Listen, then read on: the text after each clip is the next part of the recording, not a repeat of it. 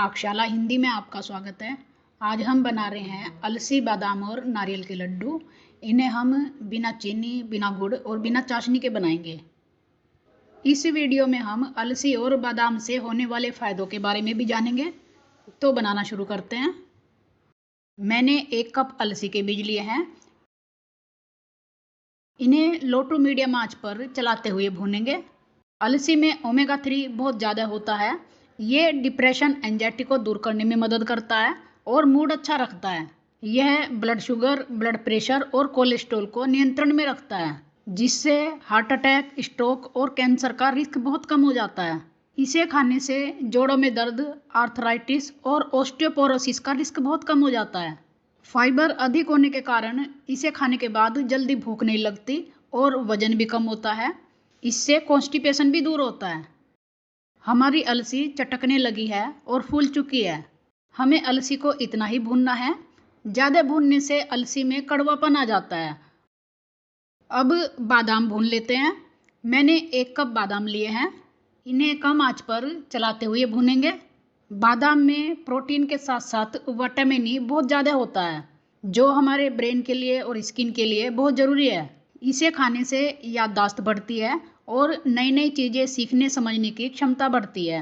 बादाम खाने से बढ़े हुए ब्लड प्रेशर, ब्लड शुगर और कोलेस्ट्रॉल का लेवल कम होता है, जिससे हार्ट अटैक, स्ट्रोक और किडनी फेल्योर का रिस्क कम होता है। अब इसमें डालेंगे दालचीनी। मैंने 3 से 4 दालचीनी की स्टिक ली हैं। दालचीनी हमें अनेक फंगल और बैक्टीरियल इन्फेक्शन से बचाती है और हमारी इम्यूनिटी भी मजबूत करती है।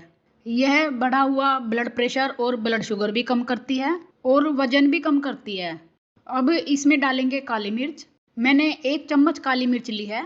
आप चाहें तो काली मिर्च ज़्यादा भी डाल सकते हैं। काली मिर्च भी हमें अनेक इन्फेक्शन से बचाती है और हमारी इम्यूनिटी बेहतर बनाती है। यह हमारे ब्रेन हेल्थ के लिए भी बहुत ज़रूरी है।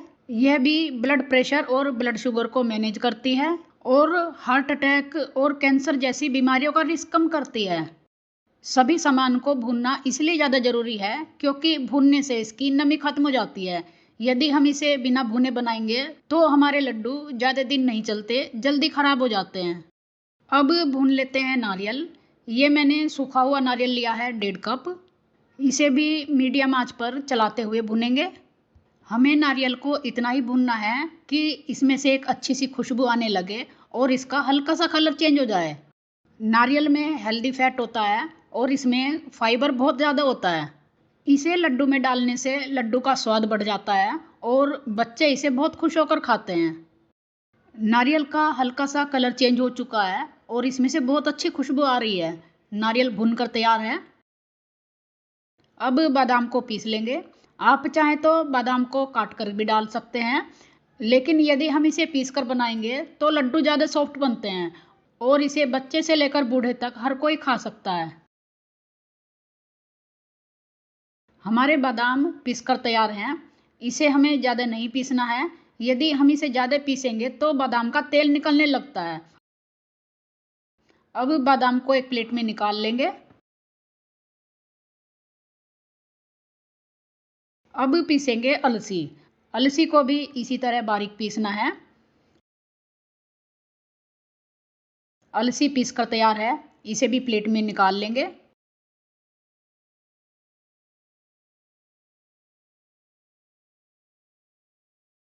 अब खजूर को भूनेंगे। मैंने 2 कप खजूर लिया है। इसके अंदर जो बीज था वो हमने निकाल दिया है।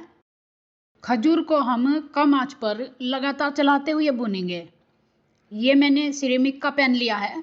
इसमें खजूर चिपकता नहीं है। यदि आपकी कढ़ाई में या पैन में खजूर भूनते हुए चिपक रहा है तो आप इसमें 1 चम्मच घी डाल लें। इससे खजूर तली में नहीं चिपकेगा और अच्छी तरह भूनकर तैयार होगा। खजूर में बहुत ज़्यादा फाइबर होते हैं। इसे खाने से कब्ज ठीक होता है। इसमें ऐसे एंटीऑक्सीडेंट्स होते हैं जो हार्ट डिजीज, ब्लड शुगर और कैंसर जैसी बीमारियों का रिस्क कम करते हैं। ये हमारे ब्रेन हेल्थ के लिए भी अच्छा है। इसे खाने से गर्भवती महिलाओं का लेबर पेन कम होता है। खजूर को हमें इतना भूनना है कि ये सॉफ्ट हो जाए और इकट्ठा होने लगे। जैसे जैसे हम खजूर को भूनते जाएंगे ये सॉफ्ट होता जाएगा और इसे हम मैश करते जाएंगे। खजूर भूनकर तैयार हो चुका है। हमने जो बादाम और अलसी को पीसा था, इसमें मिलाएंगे आधा छोटा चम्मच हरी इलायची का पाउडर। हरी इलायची डालने से लड्डू में बहुत अच्छा फ्लेवर आता है। अब इसे एक बार और मिक्स कर लेंगे। अब हम इसका आधा हिस्सा एक मिक्सर जार में डालेंगे। इसे हम आधा आधा करके 2 बार पीसेंगे।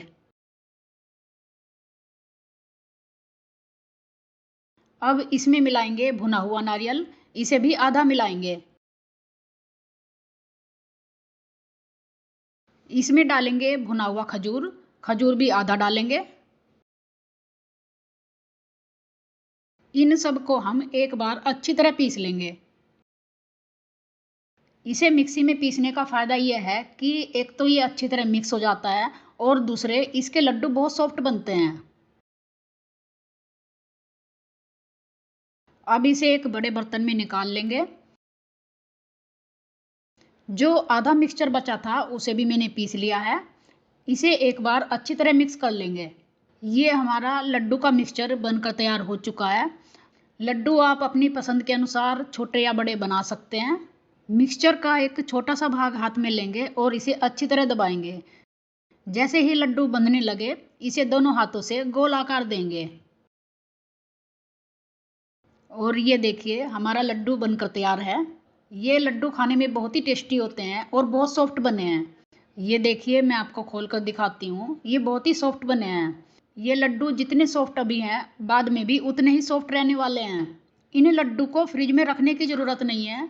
इन्हें आप बाहर रख कर ही लगभग 1 महीने तक खा सकते हैं। इन लड्डू को आप एक बार ज़रूर ट्राई करें। आपके लड्डू कैसे बने कमेंट करके ज़रूर बताएं। वीडियो अच्छा लगे तो लाइक ज़रूर करें और चैनल को सब्सक्राइब करना ना भूलें। मैं आपसे फिर मिलती हूँ एक नई रेसिपी के साथ।